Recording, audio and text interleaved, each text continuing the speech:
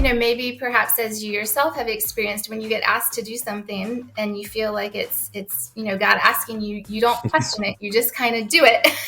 And you do the best that you can. And so that's sort of what I did. I am a husband, a father, a lawyer, a Christian, and a proud Canadian. I started this series because it was clear that our nation needs truth. Not just another biased narrative, but real information of substance. We need access to facts and the freedom to think for ourselves. I'm Leighton Grey, and this is Grey Matter. Hello, everyone. Welcome to another episode of Grey Matter. Well, we have a very interesting show for you. I think you're going to really enjoy meeting the lady we have on today, not only because she's a lawyer, but also because, we really appreciate mothers. We talk a lot about this, about the importance of the family and motherhood. And she agrees with that. In fact, she feels so strongly about that she's very involved in organizing and fighting some of the woke stuff that is attacking families.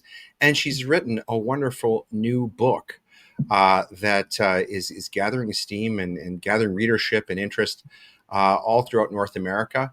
And so we're very excited to have on the show Mandy Knox Sweeney. Thank you for being on the program with us today, Mandy. It's a pleasure to have you on the program. Leighton, thank you for having me. It's a pleasure to be here with you. All right. So before we introduce you properly, as we always do, we're going to go to our aphorisms board. And these have been selected somewhat in your honor. Hopefully you're not offended by these, but they have sort of an author flavor. The first one is from C.S. Lewis, who's written many things that are very quotable. But something that I think sort of applies to your book, I hope. He wrote that someday you will be old enough to start reading fairy tales again. Secondly, from his friend, J.R.R. Tolkien, who wrote that the world is indeed full of peril, and in it there are many dark places, but still there is much that is fair. And though in all lands love is now mingled with grief, it still grows, perhaps, the greater. And then perhaps arguably from the world's greatest living author, arguably, J.K. Rowling, as is a tale, so is life. Not how long it is, but how good it is what matters. So who do we have on the show today? Well, Mandy Knox Sweeney. She's an American author. She was born at NATO headquarters in Belgium, of all places, and subsequently moved with her family to Montgomery, Alabama, where she grew up. And she received her undergraduate degree from the University of Virginia's McIntire School of Commerce, and then moved to Manhattan to work with a pension fund prior to attending law school. And she's a lawyer now. She lives with her husband and 3 children in Atlanta, Georgia, where she serves as senior counsel, not because she's old, but because she's experienced for a global chemical company and writes fiction in the wee hours of the morning. Welcome to the show, Mandy. So very excited to have you here. I want to start with perhaps some of your background. And this is a question you've probably been asked a lot, and maybe you're tired of answering, but what was it that drew you to the study of law and to the legal profession? At Leighton, nobody has asked me that. You are the first person on all these interviews that has asked me about why I studied law. And I think that in the United States, the answer for me was that it's just so proliferate. It touches everything. And I actually, the rest of my family all is in medicine. So my father had been head otolaryngologist for NATO. That's why I was born in Belgium. Mm-hmm. My brother is a radiologist in New Orleans. And I initially started kind of going down the avenue of law to do med mal defense because the medical malpractice in the United States has been quite turning for the country and the medical profession. And a lot of doctors are struggling, and they have to do a lot of backup, recordings and things like that ultimately the patients kind of got the raw end of the deal because the doctors are having to do all of this CYOA. But that's initially why I went to law school, was to do the med mal defense. And additionally, I had worked in New York with a pension fund, and I was doing commercial real estate, and I was surrounded by all of these 400-page commercial real estate documents, none of which I could fully understand. And I figured I would who can? and figure it out for myself. And so for those two reasons, I primarily went. I did realize about myself that I am not particularly litigious. I believe you are a litigator. Are you litigate, correct? Yes. Okay. Yes. So it takes a certain personality, I think, to gravitate towards that, and I admire it. I just am not. It wears on me. The adversarial nature Mm-hmm. of it, I find to be very wearing. Mm-hmm. And Mm-hmm. so I realized pretty early on that I had a good mind for transactional. I'm very business oriented. I'm a good numbers person. I was a finance and international business major in undergrad, and it kind of just dovetailed well into my background. Mm-hmm. So that is a long answer to your question. Interesting. And you said you're a mother of three, and you're working now as in-house counsel. Is that right? What type of legal work are you doing right now, and what sort of drew you to that? Yeah. So I had been with Big Law, so an AmLaw 100 firm, and I'm sure you know a bunch of Yeah. attorneys that are at Oh, AmLaw yeah. 100 firms, Yeah. and Mm-hmm. you bill your life in 6-minute increments, and it just is not very conducive to having a family. And so at some point, I evaluated it, and I thought, well, in-house would be great to go into. For a number of different reasons. I also found, so AmLaw 100 firms, you can get kind of pigeonholed. You're doing work that is high dollar value and kind of like time sensitive, but not always that intellectually engaging. And Yeah. in-house, you do get to kind of touch all aspects of the company. And a lot of, what I do is, especially because we're a private company, I mean, we're privately held large international company.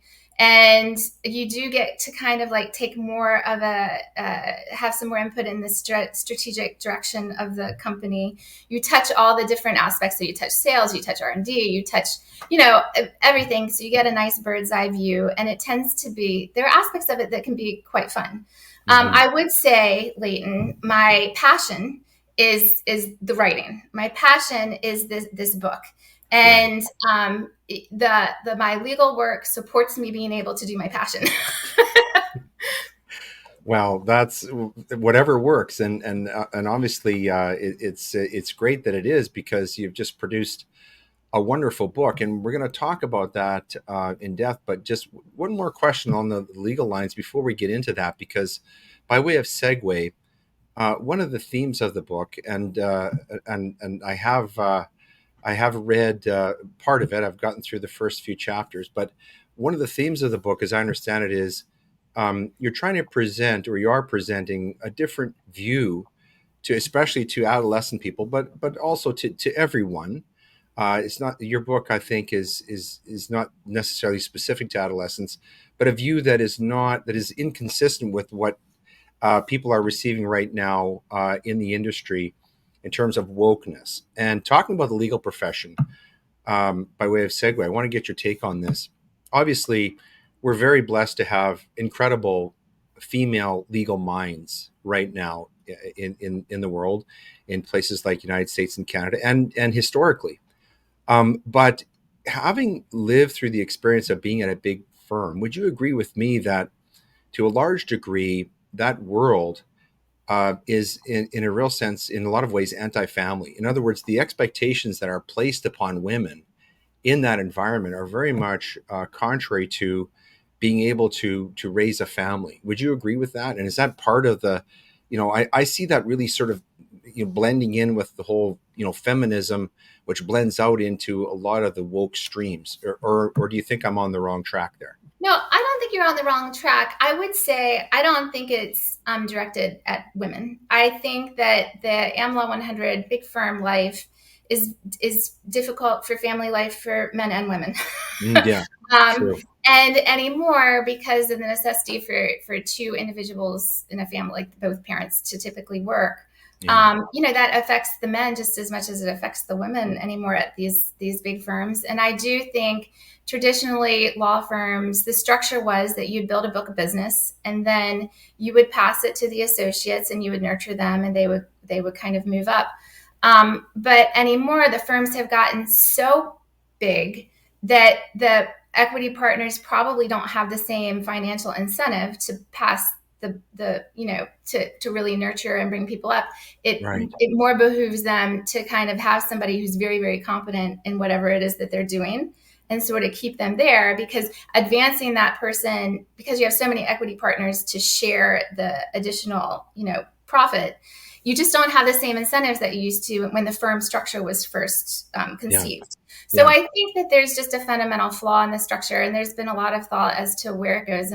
But I do want to say, Leighton, there's benefits to the big firms in that I was surrounded, and most people probably at large firms can say, you're surrounded by really sharp individuals. I mean, the talent is exceptional, and you get to work on very sophisticated projects.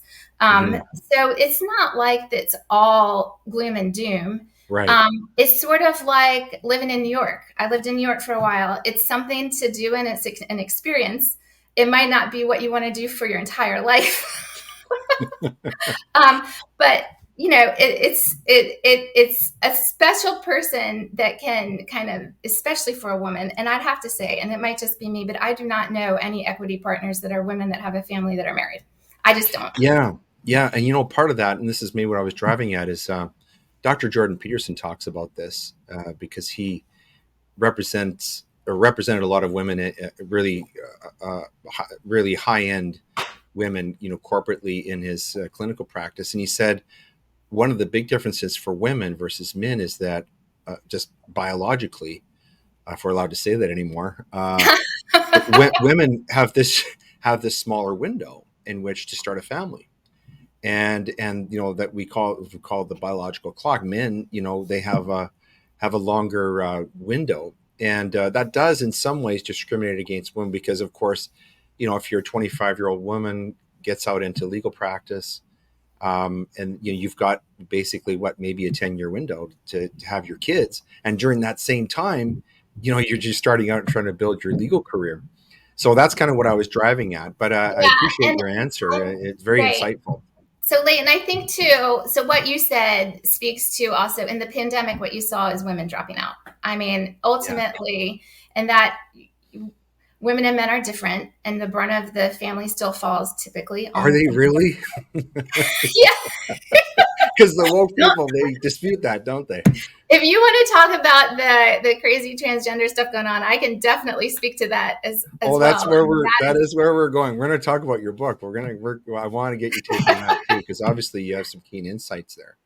But talking about your book, so obviously you're very well educated. You're from a very high IQ family.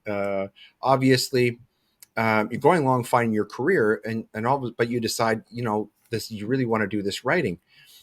When did you get started with your writing, and specifically with fiction? Is this something that you did back when you were in high school and college, and then you just sort of have taken it up more seriously now?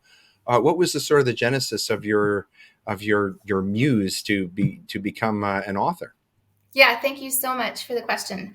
So I've always liked to write, but that had nothing to do with picking it up right now. And I was managing editor for my law review when I was in law school. I mean, I am familiar with writing, and as an attorney, we write all the time. Right. But after the birth of our third child, I had a health issue. And I, for a period of time, thought that there was a high likelihood that I would, based upon what I was being diagnosed with on my blood work, I would die in a short period of time, and my quality of life would be pretty bad. And I think, in common with probably a lot of people on your show in past and other areas of life you've come across, when you have that experience, it can be a real gift, because it's a reprioritization. Mm-hmm. And around that time, so I had these 3 young kids and a loving husband. And around that time, I came out and I realized that, okay, no, I don't have this. I'm okay. I have something, but it's not this. And I felt very powerfully spiritually tapped to write a glorification of God book that was accessible to middle grade children and above. And it's kind of funny, Leighton, because I felt very driven to do this, and I knew the emotion that I wanted to evoke with it. And I kind of had a loose storyline, but I had no idea how to get from that idea to a book and long form fiction. But, maybe perhaps as you yourself have experienced, when you get asked to do something and you feel like it's, God asking you, you don't question it. You just kind of do it and you Yeah. do the best that you can. And so that's sort of what I did. And I started this kind of deep dive into it. And I got really lucky in that the pandemic happened, and the pandemic, for however so many negative, awful things. One thing that was a positive is that seminars that you had to previously attend in person, you could attend virtually. So there was this Yes. great writing seminar that typically would take place in Bath, England, and it went virtual with the pandemic. And I was able to tune into it, and it had all these, authors and literary agents and publishers and people presenting. And so I got a really nice insight into writing, and specifically with respect to fiction writing, to kind of like jump from.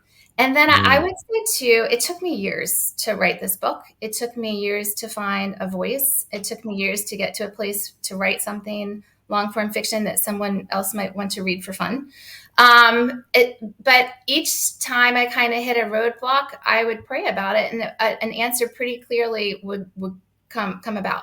And there are any number of instances along the way that were pretty improbable, where people came in and helped and kind of got this particular project to the next stage. And that kind of still is happening. I mean, I'm having conversations about film and some of these things that are very outside my arena, but are growing real legs.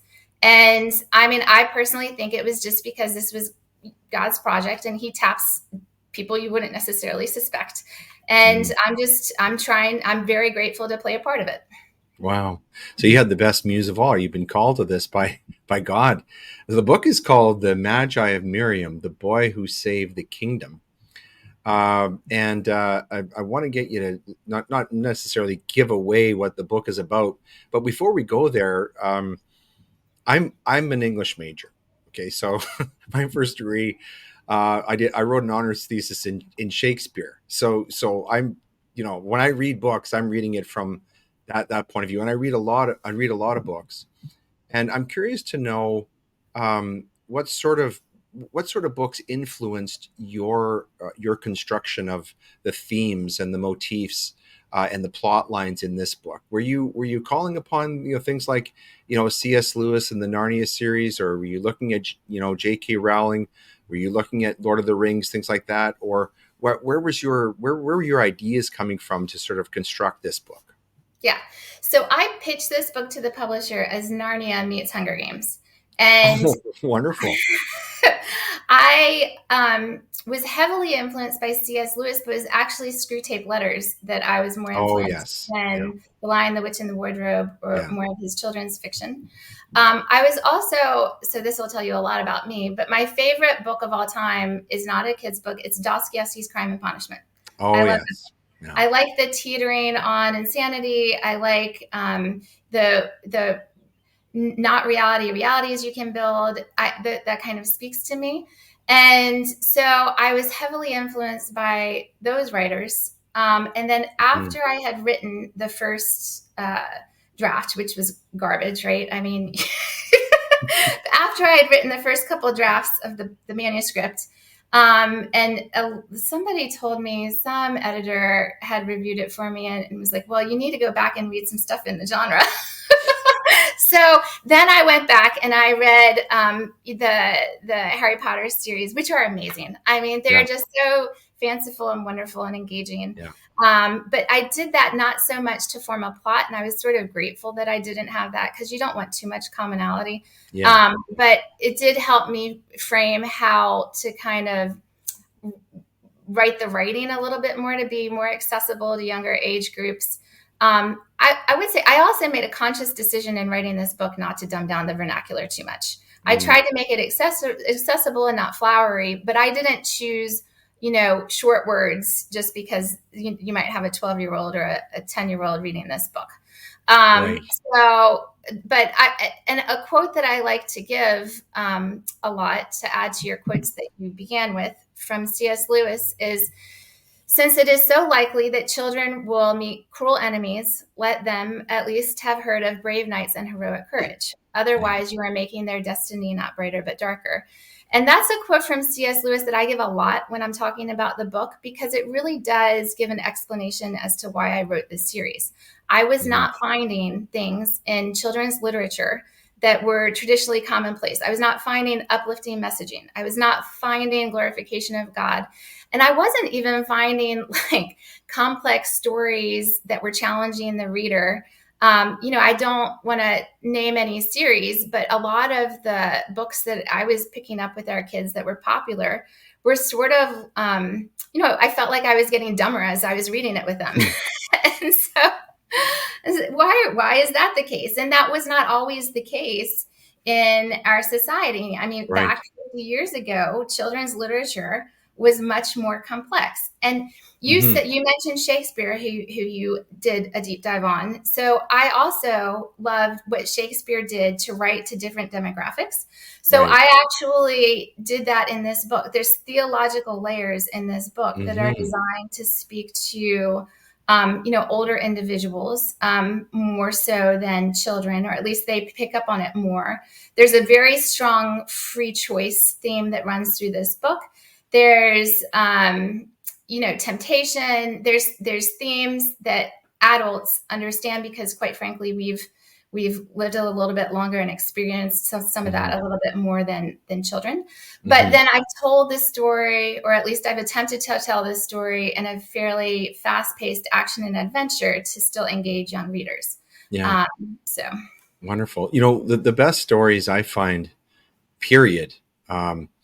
And you've talked about a couple of them, but the ones that engage me the most, and I think especially engage young readers, are stories that deal with problems of good and evil. The first novel that I can recall reading as a kid that really drew me in was The Count of Monte Cristo. If you know that story, it's about this 17-year-old guy.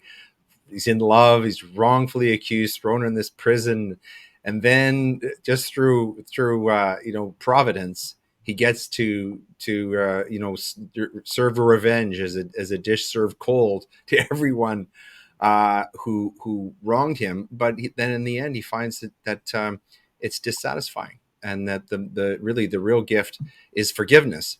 But stories like that are not being written for children anymore. So I'm very, very pleased and excited to hear that there's authors out like you out there who are producing work like this. But I'm curious to know, obviously, what's going on in our libraries, especially school libraries, is very concerning. And this has been a huge hot topic, not only in the United States, but in Canada. Why do you think that some of the traditional books, the great works even, are being excluded from the view of our children, and having these other types of books, the ones that you described, that make them dumber, that corrupt their morals, are being added in their place? What do you think is behind all of that? well, it depends upon how conspiracy theorist you want to get. You go wherever you want to go.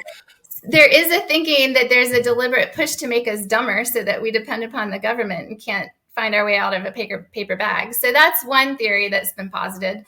And then there is just this general push towards these wokeisms, these woke narratives. And there's not really a place for, if you're pushing transgender and you're pushing hypersexualization, that is counter to the traditional books that are glorification of God. I mean, they're directly a conflict. So you can't really house them both. If you're having somebody who's doing the selections, they're not going to pick up their traditional book. So I think that is playing a part. Now I'm curious, it doesn't sound like it, but I'm curious to know, it was part of your inspiration to write the book as a response to that, or was it more a situation that this was just what you really wanted to write about, and this is just what came out of you artistically? So it's hard for me to piecemeal that apart, because I felt so spiritually tapped that I should write it. But at the same time, part of my thinking was, I'm not seeing this in the mix. So I Hmm. don't think if I had not felt such a calling to write the Glorification of God book that I probably would have followed through with it, only because to write a fiction book and take the time to actually think somebody's going to want to read it, you either have to be extremely arrogant, or you have to think that you're being asked to do it for a reason, a message that you really want to convey. And I felt that I had to do this because I felt like I was being spiritually tapped to do it. Mm. So I would say it's probably a confluence of things. But if I had not felt so spiritually like driven, then I don't know that I would have been able to make it through like 6 years of different revisions Wow. and different blockades to get to publication. Right. So I don't know if I've answered your question, but You it's have. You have. I was just thinking that if you're going to turn this into a series, you're going to have to live a really long time. And I hope that you well, do. I let me tell you. pray that you do. You Yeah, know, I, yeah, yeah. It is a series. It's a trilogy, but I already know okay. how it's supposed to end. And there is a learning curve. And I have to say, no matter how talented somebody is, if you pick up fiction writing, I think that there is this kind of like grueling process to Hmm. find a voice. And I do think Yeah. once you have done that and put in the time and the energy, that your next book is probably infinitely easier. Yeah. If everybody could do it and do it well, then everybody would do it, right? There's a reason why the great books, a good book is so precious because, it's the rarity. So God bless you for producing this. Your publicist, though, might have done you a disservice, because when I discovered you, it was because I saw an email that said, "Can America's mom save the kids from the woke Marxists?" From talking to you, it doesn't sound like that was really your mantra. But why don't you tell us a little bit about this really fascinating story? Who's Jesse Walker? Tell us a little bit about Jesse and your protagonist in the story, and a little bit about what he goes through in your book. So Jesse is 12 years old, and he's a pretty average kid. He's got the same insecurities that many other, starting to be hormonally charged 12-year-olds would have. He's got friend insecurities, but he has friends. He has lost his mom, so he has some insecurities surrounding the loss of his parent. But he, for the most part, is a pretty humble, likable character. And kids, I have gotten feedback that kids tend to be able to identify with both him and Ionia, his co-protagonist, pretty well. Now he does have this talent, this gift that he doesn't discover until later in the book. But for the most part, he's just a humble character. And I will touch Leighton about, because you mentioned the publicist and how he billed me out. It is a glorification of God book, and glorification of God and Marxism is completely a conflict. So I actually don't Right. mind him, Yeah. I doing was that. only kidding. I was only kidding. He's great. I love who he is. Well, I wouldn't follow him if he didn't introduce me to wonderful people like you. So I was just making a bit of a joke there. And America's Mom, the comment on America's Mom, I've been asked, how did you get the America's Mom name? And my answer typically has been that America must be very accepting. Yes. Because I'm not a great cook. And yeah, my kids would find it funny. But I think just as most parents, we're all a little bit winging it and just trying to do the best that we can for our children. Yeah. I'm curious about something about the way you've structured the story, though, because obviously motherhood is something that's very important to you, central to your life, and yet you in your story, your protagonist loses his mother. Was there sort of an artistic purpose in that? What was part of the message there? It seems sort of strange that or odd that you would be writing a book that is promoted as is promoting motherhood, and then your protagonist in the story loses his mother. There's obviously an important purpose in that, why you did that. Do you want to explain about that a little bit? Yes. So when I had first conceived of the Magi of Miriam, and had just been through that kind of health experience, I had many thoughts of what would I want to impart to my children if I wasn't here. And it was the messaging that really, so you read the beginning of the book, there's a letter at the Right. very start that basically Right. says, you are everything you need to be. And that is something that I would have written my kids if I wasn't around to tell them myself. And so I actually have found that adults who have lost a parent, this book speaks to them because of that kind of dynamic that runs through the book. And so Jesse, he has the very human reaction against his mom as to why did she leave me? Why would she leave me? There's also like a more complicated thing because this is a fantasy book. So his mother had this alternate life in this other world, and she had not filled him in on it. And then he gets thrown into that other world in this cataclysmic good and evil battle. So that's the crux of the story. Right. But he has this insecurity. Why did she not love me enough did she not trust me to kind of clue me into this whole other life that she had?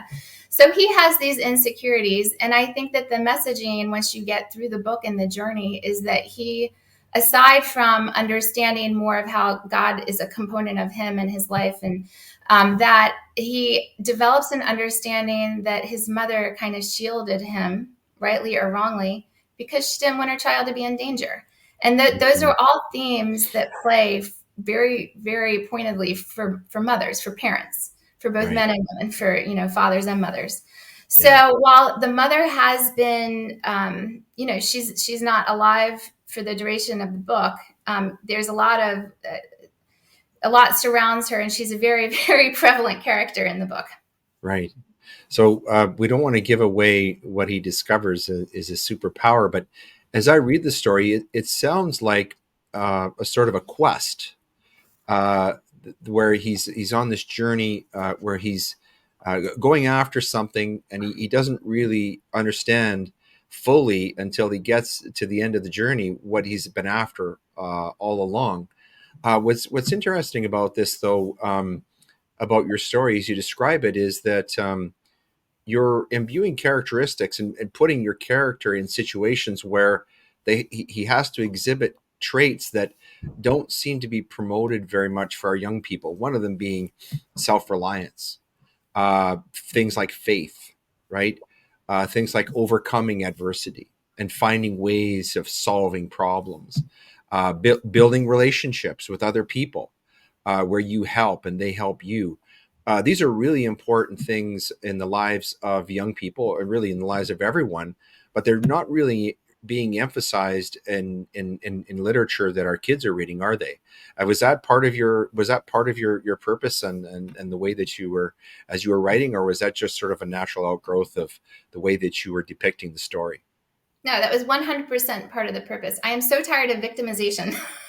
Yeah. I am so tired of victimization. Jesse and Ionia, they have to overcome real challenges. They have to, and just like the C.S. Lewis quote, let's arm our kids, because you're going to come across danger and evil, and you can't be the victim. That's not going to get you anywhere. So put your big boy pants on and go in there and figure it out.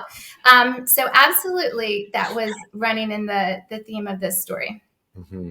One of the things I appreciate about this book too, and at the risk of giving offense to some people, is that it's a positive depiction of a boy, of a male character.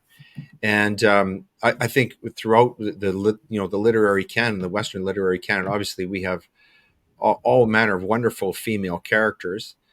It's arguable that perhaps women and girls are underrepresented in that canon, but I'm finding that today very few authors are writing books or stories that are focused on a young man or a boy like this. It seems as though, and Harry Potter, I guess, would be an exception. But are you finding that or do you agree with me about the genre and was that part of your purpose in having your protagonist a boy? Was there method in that, or was that just the way you envisioned the story? Yeah, so it's an interesting question. I did not really think that one through as much. I knew that I did not want this to be for just boys or just girls. Right. And I didn't, in fact, I write under M.K. Sweeney because I didn't want anybody to not want to pick it up because they thought I was a man or a woman. And I'm not trying to make everybody androgynous. We're not. But I wanted it to, this book is not about your sex. This book is Right. about glorification of God, empowerment, triumph over insecurities. And I don't care whether it's a boy, and I don't care whether it's a girl. And frankly, I have a son and I have daughters. And I think the messaging is important for both. Yeah. Yeah. So But your key characters here are obviously are male and female, and each of them have characteristics, traits that are somewhat representative of who they are, being male or female.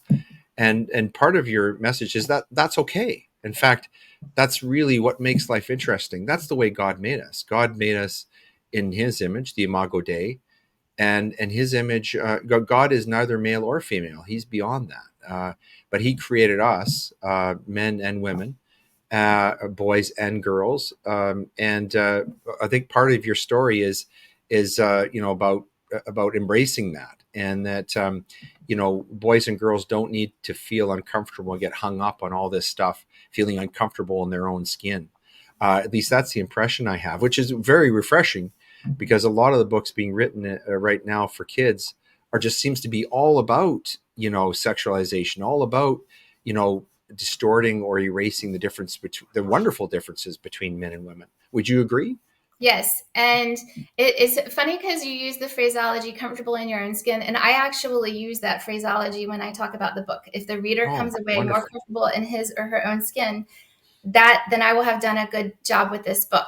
And Yeah. you're touching on, that's how God created us. Yes. And so, there's so much of this androgenization, and you probably saw the Pope came out last Friday speaking against Yes. the transgender issues and things Wow. like that. And it is very much, we were created as man and woman. And the idea that we're in the wrong body, so gender dysphoria or gender identity, is contrary to creation and God's intent. Hmm. Like, God doesn't make mistakes.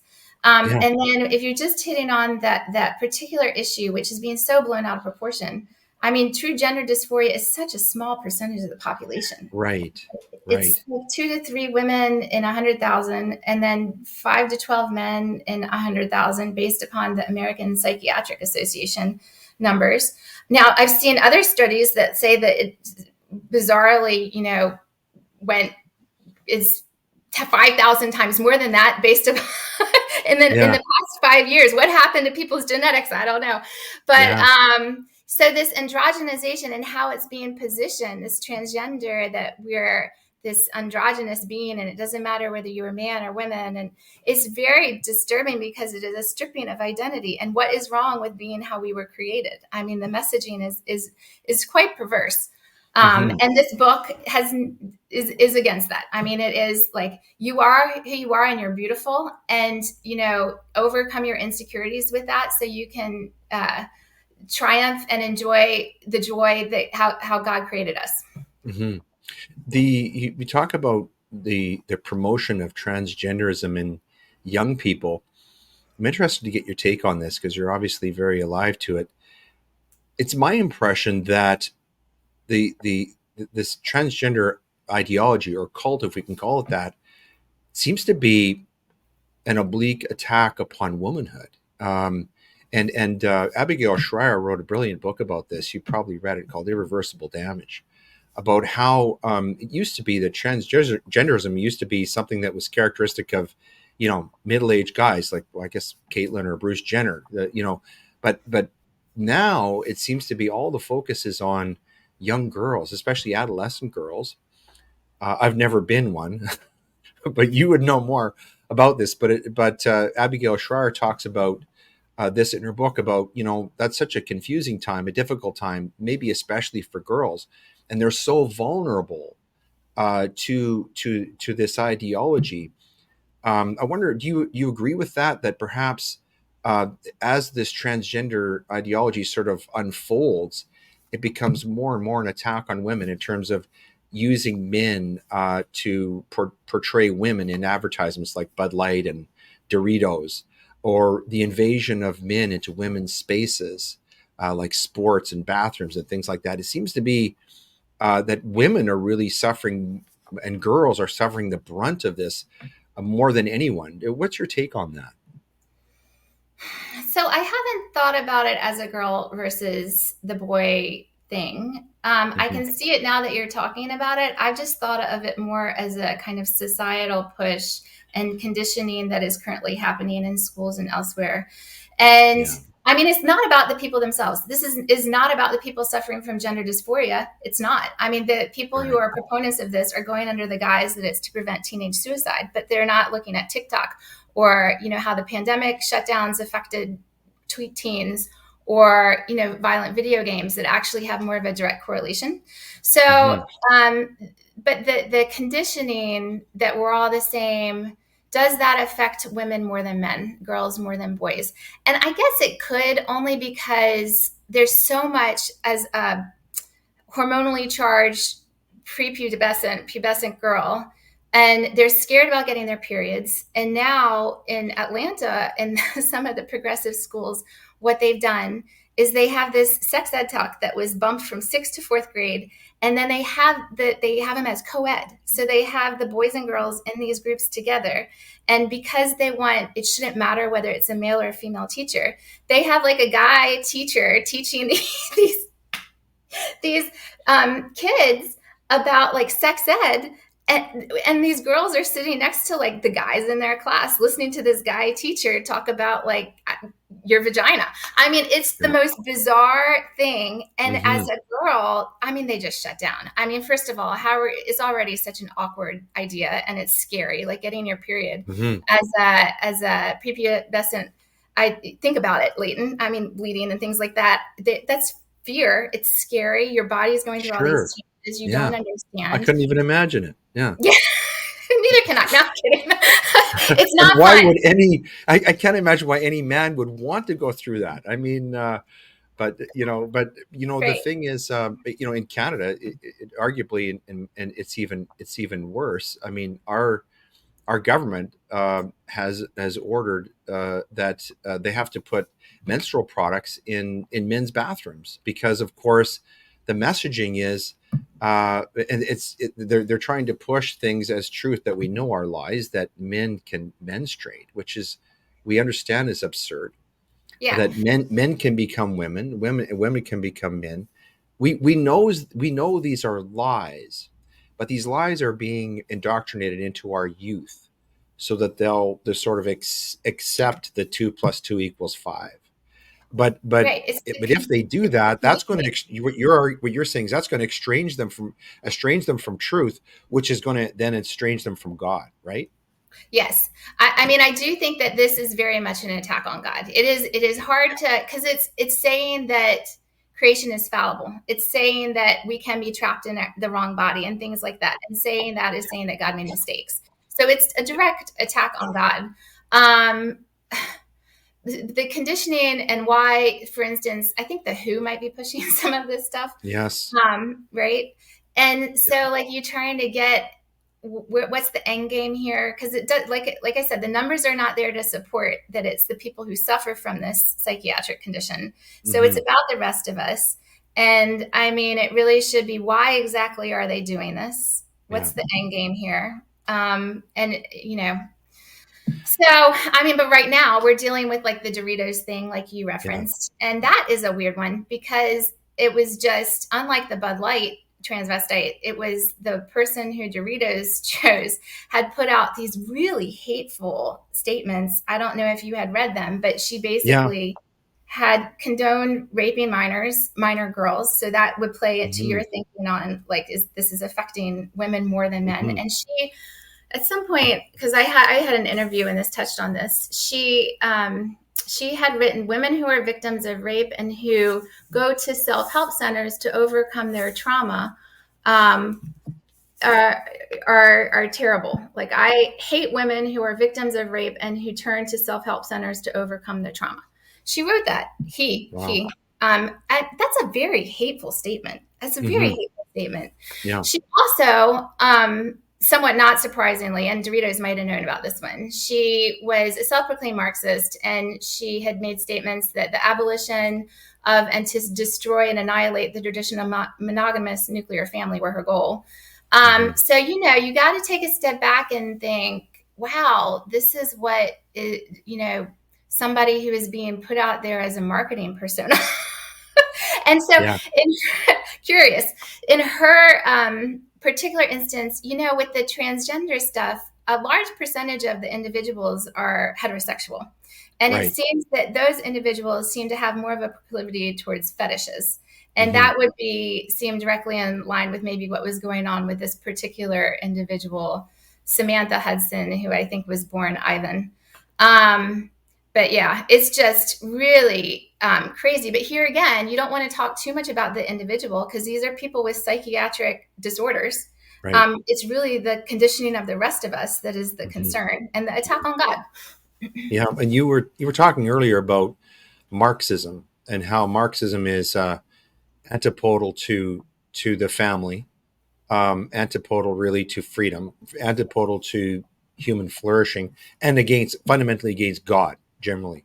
And Matt Walsh is a commentator you probably know of in the United States, who's talked about this and written a book and a documentary called "What Is a Woman," where he puts forth this thesis.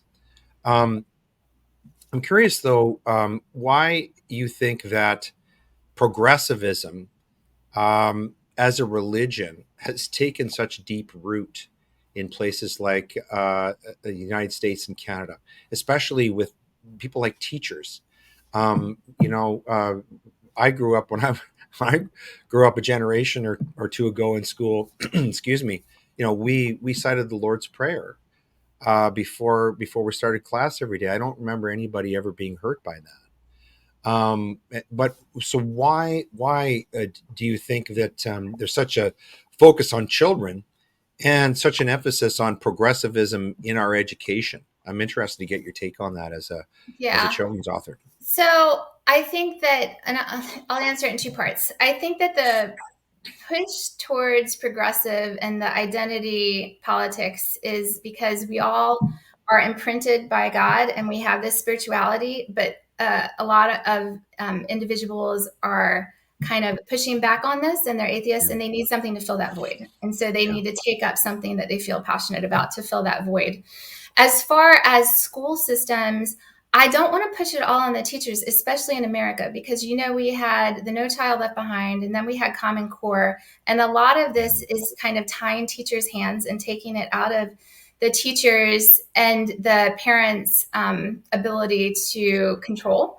And so I mm, think what you have is a lot of teachers that probably would agree with a lot of the things that we're discussing here. But mhm, their hands are tied, and they have, from the administration, which is ultimately coming from the government and funding, certain limitations with what they can and cannot do in their classroom. yeah. And I do think if you talk to a lot of these teachers, they're suffering as much with it, and they're more upset, if not just as upset about it Mm. as we are.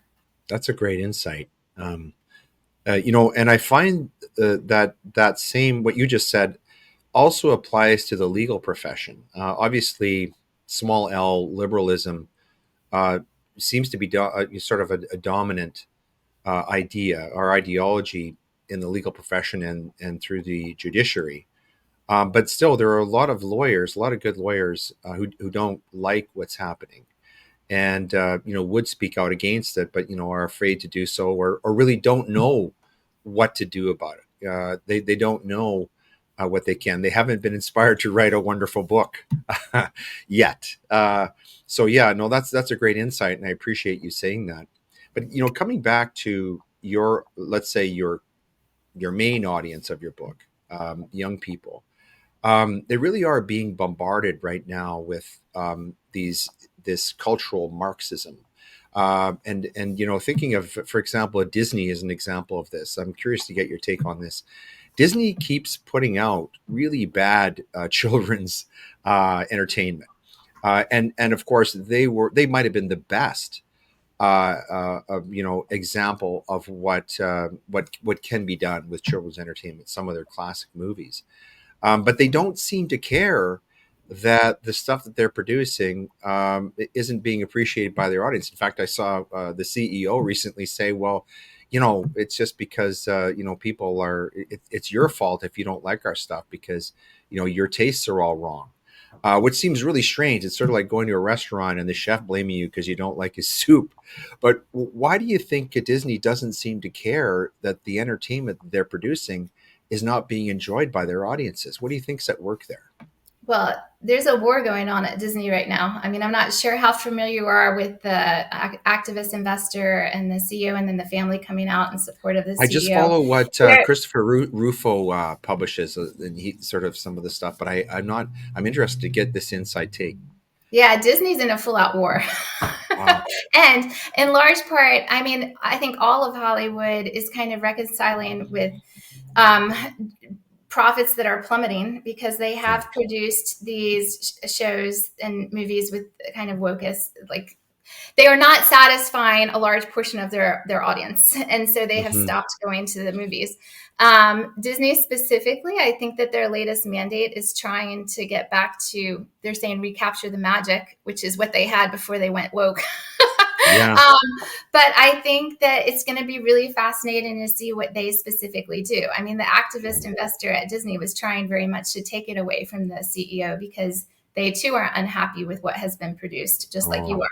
And I do yeah. want to comment, Leighton, on something that you said before, because I think this is incredibly important for your viewers. And you had said about, they haven't written a book to kind of talk to the glorification of God and things like this. And this is something right now that is plaguing our society. And I think all of us need to start speaking out. We all need to have these conversations. This should not just be the author who's on the show or, somebody who has the podcast. We should be having these conversations, whether it's about, conservative politics or whether it's about God, which it's almost like taboo to talk about God anymore. It is Yeah. up to us to have these conversations. And if you don't have a lot of room to complain. So I really think that it doesn't matter, in what form you do it. If you go to the public library and read like a C.S. Lewis instead of whatever woke thing is on the floor, there are ways for every single one of us to get involved. And if we were to all do that, this tide would turn pretty stinking quickly. This reminds me of what you just said. Reminds me of something. I was at a talk. A friend of mine was giving a talk to a group of people, and he asked everyone who was concerned about what was happening at their local school libraries to raise their hands. And of course, almost everybody raised their hands. They said, "Okay, well, how many of you have recently joined your local library board?" And no hands went up. And so you make a really brilliant point. And part of the problem, I think, is that people don't realize that they have something wonderful to offer. I mean, God makes us all special. We're all made in his image. We all have something unique to offer. Not everyone has the talent to be simultaneously a mother of three, a lawyer, and an author. But that doesn't mean that they don't have something special and unique to offer to their family, to their friends, to their community, to their country, to their church. And I think that's a wonderful message that you give. One thing that we could be doing as parents, especially, is opposing the school ban of classic novels, which seems to be more out of laziness than ignorance. Is this something that you're concerned about? Obviously, you're a literary person. Are you concerned that some of the great books, like the ones you described, are disappearing from our libraries? It seems, something like, To Kill a Mockingbird, or Mark Twain, the book, the writings of Mark Twain. How can those be bad books for kids? It really astonishes the imagination. What are your thoughts about this book banning that's going on? I am very concerned about it. I also think that it is such a limitation on children's ability. Like, if you think you have to ban this book because you think that kids are going to misinterpret, because Mark Twain used certain phraseology that was commonplace back then, but you don't think that the kid who's reading it can understand that it was commonplace back then, but you do it anymore and it's bad now. I mean, what kind of reflection of that is on the intelligence of a child? Yeah. But there's worse language in the music that they're listening to.